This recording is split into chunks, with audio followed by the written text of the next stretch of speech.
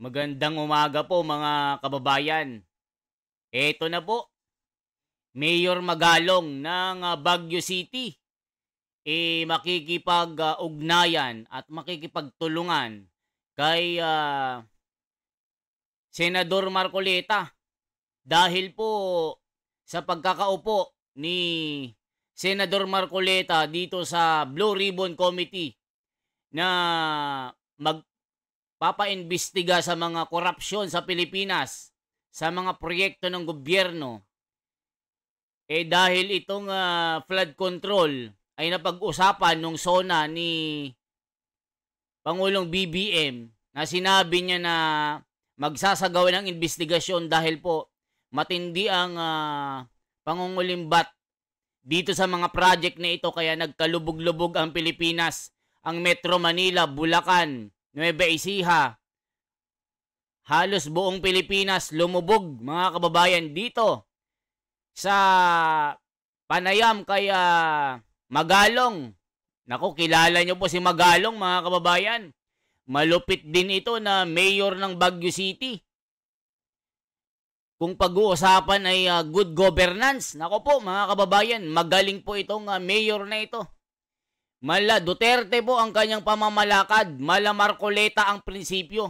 Ngayon po, pakinggan po natin ang kanyang sinabi na makikipagtulungan ito kay Marcoleta para masugpo itong mga korupsyon ngayon sa Pilipinas na itinuturo nila kay Sara Duterte na naglustay ng kaban-kaban na pera ng bayan, pero itong mga ito hindi nila maimbestigahan. Mga kababayan, nung nakaraang Blue Ribbon Committee, wala tayong nabalitaan na investigahan ng mga anomalya na mga project na ito na paglustay ng kaban ng bayan. Ngayon, si Marcoleta po at Mayor Magalong magsasanib pwersa po. Pakinggan po natin itong panayam kay Mayor Magalong. Naku, magugulat kayo. Yung mga korap dyan ha, mag-antay-antay po kayo kasi yung oras nyo na pagiging buwaya, may katapusan na dito sa panahon ni Marcoleta. Yari kayo, lalo dito sa flood control na ito, na kinain ng kinain nyo ang pera ng bayan. Mga animal kayo. Ang sarap nyong murahin. Di ba mga kababayan? Pakinggan po natin ito. Para hindi na maulit, so that this will not happen again. First, the DPWH will immediately submit to me a list of all flood control projects from every region that were started or completed in the last 3 years. Isa sa mga pinalakpakan sa SONA ng Pangulo nitong Lunes ang utos nito na imbestigahan ang mga flood control projects sa nakalipas na 3 taon. Ayon sa Pangulo, dapat isa publiko upang makita ng taong bayan ang estado ng naturang mga proyekto na nagiging tampulan ng batikos dahil sa malawakang mga pagbaha sa iba't ibang mga lugar sa Luzon. Ngunit para kay Baguio City Mayor Benjamin Magalong, nakabilang sa mga lokal na opisyal ng pamahalaan na nagsusulong ng good governance, hindi dapat dito magtapos ang pagbusisi sa mga proyekto ng gobyerno. Personally, it was a good SONA sa akin. May mga kulang lang, siyempre. Tulad ng binanggit niya na flood control, marami pang proyekto na dapat kasali dun sa dapat banggitin niya na talagang graft and crop ridden. Tulad ng mga road opening, asphalt overlay, yung hindi lang flood control. Meron pa yung mga solar lights, yung mga cat's eye na yan. Mga kababayan, totoo itong mga sinasabi ni Magalong, ni Mayor ng Baguio City. Itong mga pagbabakbak ng mga sementado na mga kalsada natin na okay pa naman, pero binabakbak na. Pero yung lubak-lubak, tinetenga, mga kababayan. Napansin nyo ba? Mas inaatupag ang pagbabakbak ng mga kalsada kaysa ayusin ang mga kanal na nagbabarado tuwing may tag-ulan. Talagang baha ang inaabot natin. Mga kababayan, sabi ni BBM, maawa kayo sa mga nabaha. Makonsensya kayo. O yan na, nagturuan na mga kababayan.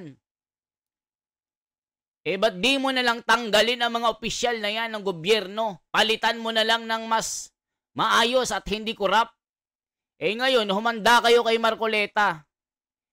Dahil dito, merong sinasabi si Mayor Magalong na lahat po ng uri ng korupsyon, imbestigahan. Dahil dito sa paglalagay ng mga aspalto, lubak-lubak na kalsada, mas inuunang bakbakin ang mga maayos na kalsada kaysa itong mga butas-butas na kalsada, mga kababayan.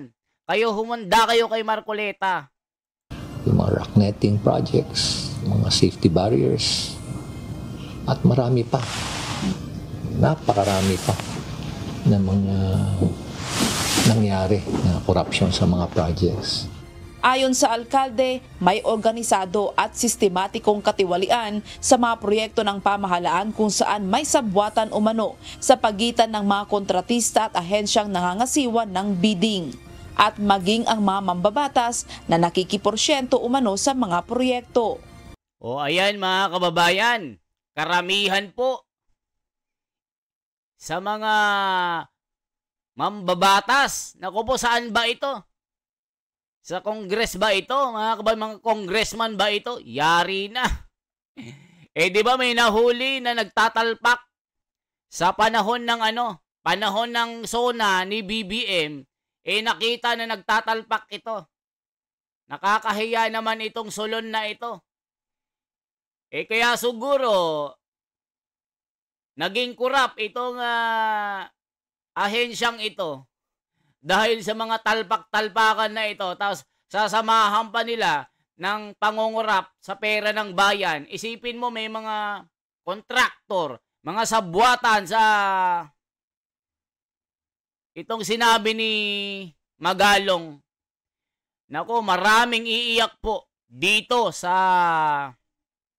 panahon ni Marcoleta. Kaya kayong mga korap kayo, mga buhaya kayo, magdasal-dasal na kayo. Dahil dito, talagang merong mapapanagot, merong magbabayad dito sa ginawa nyong pagnanakaw sa pera ng bayan.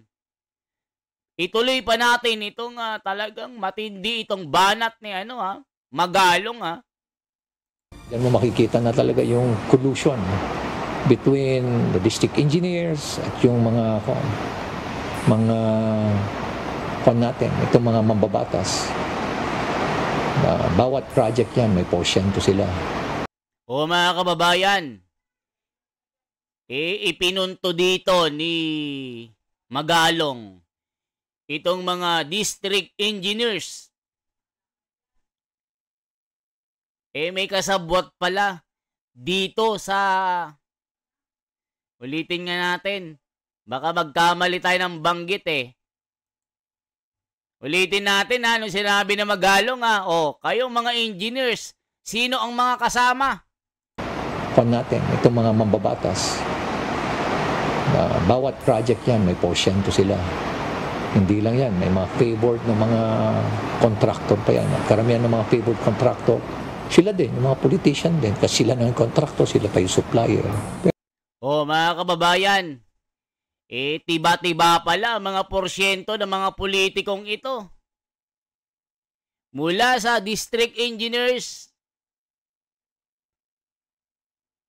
mula sa mga politiko, sila din ang mga kontratista, mga contractors. Ulitin nga natin, ang sarap pakinggan na nakakabwisit. Ito yung talaga mga kababayan, ito yung salot sa lipunan. Ito yung kanser sa lipunan. Kaya ang bansa natin, naghihirap.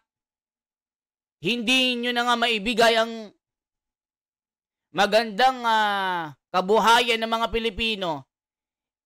Kinukuba nyo pa sa inyong mga pagnanakaw. Diyos ko Lord, pakinggan natin mga kababayan itong sabwatan ng mga politiko, mga contractors, mga district engineers na ito.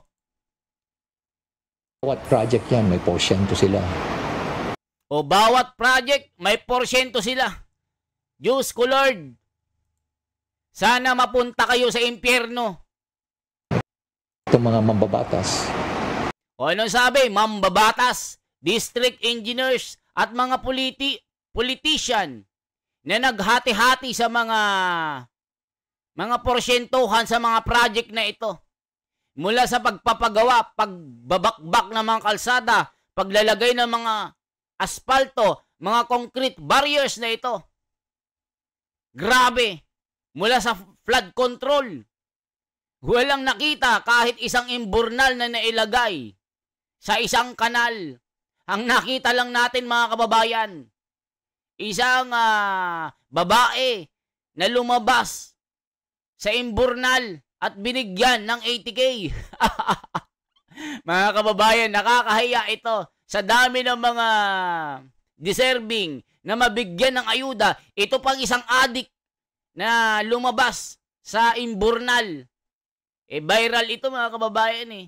Kaya tignan nyo, sa buwatan ng mga district engineers, politician, mga mambabatas, sagad-sagad pala ang kanilang pagnanakaw mga kababayan. Nakakahiya kayo. Ang sarap nyong sunugin sa nagbabagang uling. Mga kababayan, di ba mga magnanakaw ang mga ito eh. Ang sarap litsunin mga kababayan. Ang tamaan po, mabukulan. Mga kababayan, di ba nakakahiya kayo na nasa gobyerno kayo? Ang sarap nyong murahin. Diyos ko Lord. Bawat project yan, may porsyento sila. Hindi lang yan, may mga favored ng mga contractor pa yan. Karamihan ng mga favored contractor, sila din, yung mga politician din. Kasi sila ng contractor, sila pa yung supplier. Pero napansin mo nung nagsalita siya na mahiya na kayo. Nagulat ka dun sa reaction nila, di ba? Nagpalakpakan sila. Palakpakan sila, kumiyaw pa sila. Nagsisigawan pa, di ba? Tuwan-tuwa. Sabi ko, di ba height of callousness yan at mockery yan? Diba? Alam naman natin na sila rin yun eh. O mga kababayan, kayo-kayo rin din na nagpapalakpakan dyan. Di ba? Sabi ni BBM, mahiya naman kayo sa mga ninakaw nyo. Tas nagtayuan kayo. Di ba paimbabaw? Kayo din ang tinutukoy ng Pangulo. Kayo yung magnanakaw dyan. Sinabi ni Mayor Magalong, contractor, engineers, mambabatas, mga politiko. Di kayo rin yan. Nung SONA. Panginoon, sana kumidlat galing langit. Isa-isa kayong tamaan nang makita nyo at pagsisihan nyo ang mga ginawa nyong pagnanakaw. Nakakabwisit mga kababayan eh. Pumupusoy pa sila. Tumatalpak pa. Diyos ko Lord, nakakahiya ang Pilipinas. The most corrupt country in Asia. Not only in Asia, but the entire global. Mga kababayan, napaka-corrupt na bansa ang Pilipinas sa panahong ito. Harap-harapan na nilulustay, ninanakaw ang pera natin. Mayor Magalong ang nagsabi, kaya itong pagkakaupo ni Marcoleta, humanda kayo. Dahil babalatan kayo ng buhay na parang mangga. Di ba mga kababayan, babalatan kayo na parang mais na may buhok-buhok pa. Dudurugin kayo na parang pagdurog nyo sa mga kalsada, butas-butas na. Ayaw nyo pang ayusin. Mas dinudurog nyo Yung maayos kayo sa maayos sa kalsada. Tapos hindi nyo lalagyan ng kanal itong flood control na ito, nakakabwisit. Kaya yung kotse ko, yung bumper ko, muntik malaglag sa butas ng kalsada na inyong binutas hanggang ngayon, 5 taon na. Lalo dito sa Bulacan, Diyos ko Lord. Parang Bicol to Quezon, mula dito sa Quezon, sa Lucena, ng Chaong, papuntang Bicol, grabe ang butas ng kalsada, para kang naglalaro ng ups and downs. Kayo yung anak ko mga kababayan, pag dumadaan kami dyan, kumakanta, Papa, ups and downs, ups and downs. What baby? What are you saying? Sabi ko, Papa, the road is like ups and downs. My God. Isipin nyo, 2-year-old, napapansin niya yung yung taas baba ng kalsada kasi nga puro butas. Oh, ngayon, yari kayo kay Mayor Magalong at Marcoleta. Sila yung, kumbaga sa pelikula, sila yung best actor eh. Sila yung main actor dyan eh. May hamon naman sa alkalde si Bicol Saro Party List Representative Terry Ridon na maglabas ng ebidensya ang alkalde tungkol sa mga akusasyon nito. Si Senate President Chis Escudero isusulong umano ang isang batas na magbabawal sa malalapit na kaanak ng mga politiko na mangontrata sa mga proyekto at maging supplier ng gobyerno. O mga kababayan, alam niyo po, ang mga kontraktor, mga mayor, congressman, totoo yan. Hindi nagbibiro si Magalong. Engineers, kasama itong mga mambabatas, politician, sila din ang umahawak ng mga contractors, mga kababayan. Sila din. Parang magpagawa ka ng bahay. Di ba, hanap ka ng contractor, pero sila din ang may hawak nun. Kaya yung pera, sa kanila napupunta. Ang laki ng kickback, mga kababayan. O ngayon, puntahan natin si Marcoleta. Diyos ko Lord, mga kababayan, nanginginig na ang mga buhaya, mga crocodile, sa gobyerno, makinig kayo. Pati mga bumabatikos sa pagkakatalaga ni Marcoleta na minamaliit nyo, ini-small nyo, na porke bagong-bago daw. Bakit daw si Marcoleta ang binigyan ng posisyon ng Senate President na si Chis Escudero? Ba't daw hindi binigay sa mga datihan ng senador? Mas may kakayanan daw. Diyos ko Lord. Ini-small nyo si Marcoleta, magantay kayo. Tignan natin kung hindi kayo makulong dito. O eto po si Marcoleta, mga kababayan. I-check po natin itong pagkakatalaga ni Marcoleta dito. Yari kayo ngayon. Nagpatuloy ang pamamahagi ng chairmanship ng 41 komite ng Senado. Pinakamarami ang hawak ni Senador Alan Peter Cayetano, habang kay Senador Rodante Marcoleta ang makapangyarihang Blue Ribbon Committee. Nakatutok si Mav Gonzalez.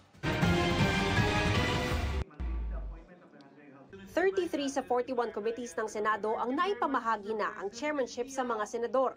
Pinakamarami ang 4 na pamumunuan ni Senador Alan Peter Cayetano, kabilang ang Committee on Accounts at Justice. Tig-3 naman sina Senador Amy Marcos, Pia Cayetano, Robin Padilla at Bongo. Nakuha naman ng first-time senator na si Senador Rodante Marcoleta ang makapangyarihang Blue Ribbon Committee na nag-iimbestiga sa mga anomalya sa gobyerno. Si Senador Win Gatchalian ang hahawak sa Committee on Finance. O yan na, mga kababayan, ang nag-iimbestiga sa mga anomalya sa gobyerno. Lalong-lalo na itong mga project na ito ng flood control. Mula sa pagbubutas ng mga kalsada, mga concrete barriers na yan. Pagpapagawa ng mga tulay, sama-sama na yan. mga tupad, akap, na mga ayuda na yan. Nakala mo pag namigay sila, kala mo sarili ng pera ito. Kala mo sarili nilang pera ang kanilang pinamimigay. Pinagyayabang pa nila. Hindi nyo alam, pera ng bayan yan. O ngayon, si Marcoleta na pong hahawak ng Blue Ribbon. Isa-isahin itong mga problemang ito. Na talagang akala mo matakaw na buhaya na unti-unting inuubos ang pera ng bayan. Talagang matakaw talaga, mga kababayan. Walang sintakaw. Parang baboy na gutom. Di ba yung mga korap? Itinulad sa isang buhaya na kahit ano kinakain, busog na. Matabang-mataba na, pero kain pa rin ng kain. Hindi nagtitira sa mga kasama. O mga kababayan, ano masasabi nyo dito? Sinasabi nila si Marcoleta daw ay baguhan. Dapat daw hindi binigay sa kanya. Mas karapat dapat daw yung mga tumandana dyan. May mga mas bata pa daw sa kanya na mas may credible at talagang may kakayanan. Diyos ko Lord, wag nga kami. Matagal nang gusto ni Marcoleta yan. Nangangampanya pa lang bilang senador. Pag siya'y nanalo, kahit sinong maging Senate President, ihilingin niya na ibigay sa kanya ang Blue Ribbon Committee na nag-iimbestiga sa mga anomalyang ito. Na talagang ito yung gustong-gustong hawakan ng mga buhaya. Kasi mga kababayan yung mga humawak, wala namang kwente ngayon. Itong Blue Ribbon Committee na ito, dahil si Marcoleta na po ang hahawak dito, napansin nyo po mga kababayan, parang naglabasan yung nagsisigawan sila, nasaan yung flood control.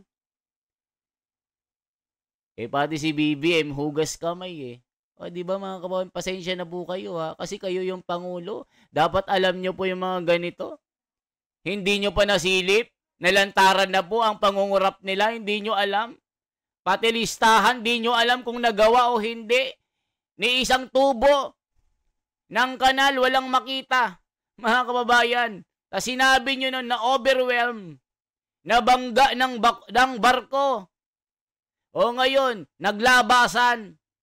Ilang bagyo lang ang dumating, bagyong Krising, nilamon ang Metro Manila, lubog sa baha. O ngayon, yari kayo kay Marcoleta ngayon. Yung mga umuusig sa kanya nagbaw sa kanya na sumisilip sa national budget. Napunta naman kay Senador Camille Villar ang Committee on Environment, habang sa kapatid niya at dating DPWH Secretary Senador Mark Villar ang Committee on Public Works. Ayan mga kababayan, maigi magaling itong si Villar mga kababayan. Nakita nyo naman nung mga nakaraang panahon, nung panahon ni Duterte. Halos walang baha noon. Magkaroon man ng baha bumababa agad. Pero ngayon mga kababayan, dumaan na po ng ilang buwan. Hindi pa bumaba ang mga baha, lalo dito sa Igulot, Kalumpit, sa Hagonoy. Mga lugar na hindi binabaha dati, ngayon binabaha na mga kababayan. Lalong binaha. Kung dati maliit lang na baha, ngayon hanggang liig po. May level 1, level 2, level 3, hanggang level 4. Pag level 5 na, hanggang dito na po. Lampas tao na po. At sasabihin nyo, hindi pwede si Marcoleta, kabago-bago yan. Ini-small nyo ang kakayanan ni Marcoleta. Ang dami ng pinasarang mga kumpanya, naglalakihan. Pati ABS-CBN, hindi nakalusot. Ngayon nyo sabihin na hindi siya qualified. Tapos parang gusto nyong agawin. Parang gusto nyong italaga si Bam Aquino. Anong alam niyan? Di ba sinabi niya, basic education? Ba't parang minamaliit yung basic education? yan yung that is the backbone of our country. The backbone of the Philippines to become a rich country. Kasi nakasalalay sa mga estudyante ang kaalaman. Okay, Kiko Pangilinan, parang ayaw hawakan itong agriculture, yan yung linya mo. Tapos parang kine-question kasi, nagkaroon kasi ng interview kay Chis Escudero at ito si Karen Davila, parang pinipilit na, bakit kay Marcoleta mo binigay ito? Di ba mga kababayan? Kayo na humusga. Ngayon, Magalong at Marcoleta, magsasanib pwersa. Tutulong si Magalong sa korupsyon na ito, mga kababayan. Sinabi na niya, mula sa city engineer, district engineers, mga mambabatas, mga politiko, naghahati-hati. Sila din ang mga contractors dito. Mula pagbabakbak ng kalsada, pagbubutas, paglalagay ng espalto, paglalagay ng mga concrete barriers, mga tulay. Mga kababayan, lahat na po ng ahensya ng gobyerno na may korupsyon. Ngayon, yari kayo ngayon kay Marcoleta. Nanginginig na lahat kayo. Magtago na kayo kung saan kayo magtago. Kaya mga kababayan, yan lamang po ang aking bahagi. Once again, ako si The Wonders Philippines, ang inyong lingkod. Papanig at papanig tayo sa katwiran at katotohanan. Mga kababayan, isang like po, isang share, at isang subscribe. At kung gusto nyo po, mag-join button na rin kayo para lumawak po yung ating komunidad. Para makapagpatuloy po tayo sa ating mga ginagawa. Salamat po ng marami mga kababayan. Mabuhay po si Caro Dante Marcoleta. Humanda kayo kasi babalatan kayo ng buhay. Yari kayo. Mawawalan kayo ng dilhensya. Di ba mga kababayan? Mabuhay po.